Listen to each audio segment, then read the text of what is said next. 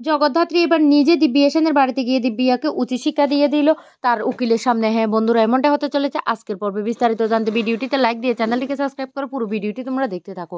গল্পের শুরুতে আমরা দেখতে পারবো দুর্গা তার বাবাকে বলতে লাগলো, ঠিক আছে তুই কোনো চিন্তা করবি না, আমি জয়সান্নাল হয়েও কাজ করব, আমি দুর্গা হয়েও কাজ করব, ঠিক আছে তো, বুঝতে পারছিস তো বাপ।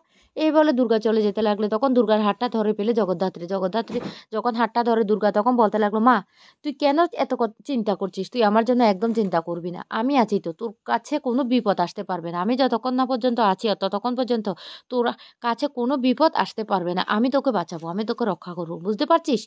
এই কথা বলে দুর্গা যখন চলে যেতে থাকে তখনই জগদ্ধাত্রী খুব কষ্ট করে বলতে লাগলো দুর্গার যেন একটা ভালো ছেলের সাথে বিয়ে দিয়ে দে।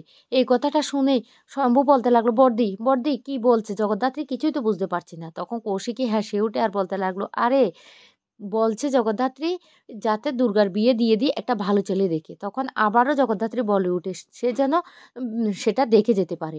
এই কথা শোনার পর কৌশিকী বলতে লাগলো, দেখো দেখো স্বয়ম্ভু আবারও বলছে সে যেন বিয়েটা দেখে যেতে পারে। এই কথা শুনতে তখন দুর্গা বলতে লাগলো, আরে বাপ, আমি না বিয়ে নিয়ে টেনশন করি না, আমারও কিন্তু সম্মতি আছে, তবে ছেলেটা কিন্তু দিব্যি হ্যান্ডসাম হতে হবে, ঠিক তোর মতো।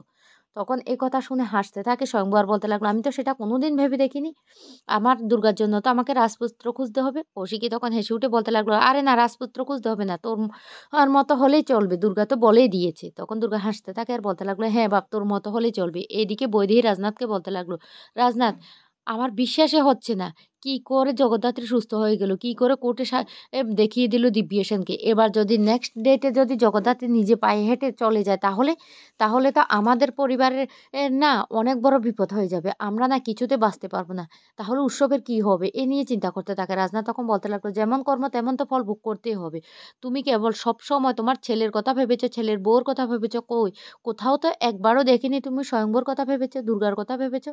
তখনই এই কথা শুনে বৈদেহী বলতে লাগলো, কেন কেন ভাববো, আমার ছেলে তো উৎসব, আমি তো উৎসবের কথা ভাববো। তখন রাজনাথ বলতে লাগলো, তাহলে তাহলে কর্মফল ভোগ করো।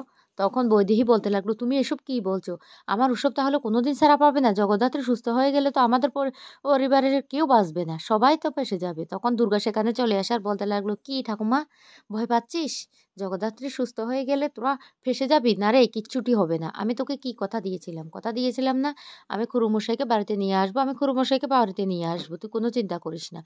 আর তোকে না আমি ক্ষমা করে দিয়েছি, বুঝতে পারছিস, কারণ আমি চাইছি সুন্দর একটা পরিবার, সবাইকে নিয়ে হাসি খুশিতে আমি থাকতে চাই, তাই আমি তোকেও ক্ষমা করে দিয়েছি। আর ফুলটুসিকেও আমি ক্ষমা করে দেব, বুঝতে পারছিস।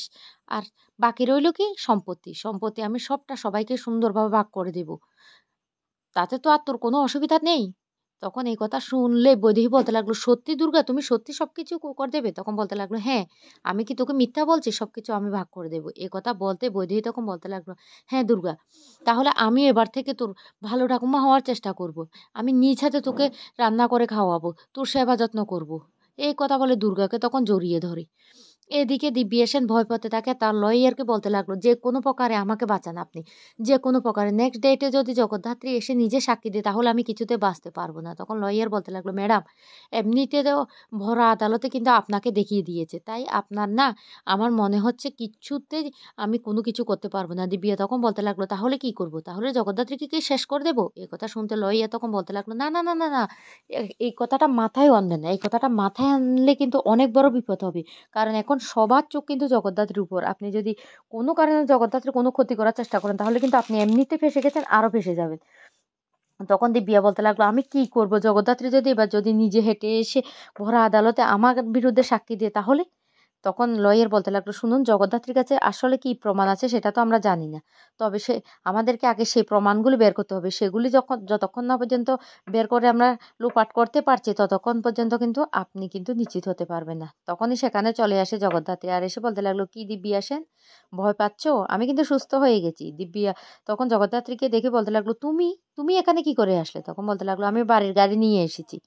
দিব্যা তখন বলতে লাগলো, আমার বিশ্বাস হচ্ছে না, আমার বিশ্বাস হচ্ছে না। জগদ্ধাত্রী তখন বলতে লাগলো, বিশ্বাস কেন হচ্ছে না, এই তো আমি আমি নিজের পায়ে হেঁটেই তো এখানে চলে এসেছি।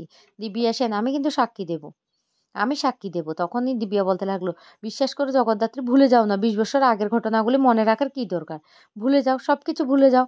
তখনই দিব্যার উকিল বলতে লাগলো, দিব্যা ম্যাডাম, আমি আপনাকে বলছি আপনি এখন কোনো কথা বলবেন না, প্লিজ আপনি দয়া করে কোনো কথা বলবেন না।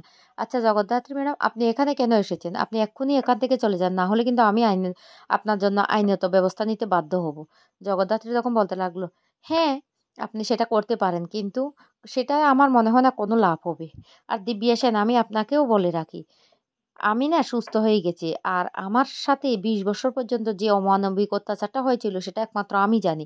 তার সমস্ত প্রমাণ কিন্তু আমার হাতে আছে। এবার সমস্ত প্রমাণ আমি কোর্টে তুলে দেব। তারপর তোমাকে না আর কেউ বাঁচাতে পারবে না দিব্যা। দিব্যা তখন খুব ভয় পেতে থাকে আর বলতে লাগলো, প্লিজ জগদ্ধাত্রী, আমাকে ক্ষমা করে দাও, আমাকে ক্ষমা করে দাও। জগদ্ধাত্রী তখন বলতে লাগলো, না, আমি তো কিছুতেই ক্ষমা করব না। আমার সাথে এত বড় অন্যায় হয়ে গেছে। আমি 20টা বছর কিভাবে হুইল চেয়ারে কাটিয়েছি একমাত্র আমি জানি। তা আমি ক্ষমা তো করব না। আমার কাছে যত প্রমাণ আছে সমস্ত প্রমাণ আমি কিন্তু এবার কোর্টে হাজির করব। আর সেই অনুযায়ী তোমার শাস্তি হবে। অনেক পাপ করছো। এবার পাপের সাজা তো পেতেই হবে। এদিকে দিব্যার উকিল বলতে লাগলো, দিব্যা সেন, আমি আপনাকে বলছি আপনি এখন কোনো কথাই বলবেন না। কিন্তু দিব্যা এতটাই ভয় পেতে থাকে আর দিব্যা বারবার করে জগদ্ধাত্রীকে সমস্ত কথাগুলি বলে রাখে। এদিকে জগদ্ধাত্রী সবকিছু তার মোবাইলে রেকর্ড করে নেয়। সেটা তো কিন্তু দিব্যা জানে না। দিব্যা নিজের মুখে স্বীকার করতে থাকে যে আমি অন্যায় করেছি, সেই অন্যায়গুলো আমাকে ক্ষমা করে দাও। আমি ভবিষ্যতে আর কোনো অন্যায় করব না। এদিকে জগদ্ধাত্রী চালাকি করে সবকিছু রেকর্ড করে নিল।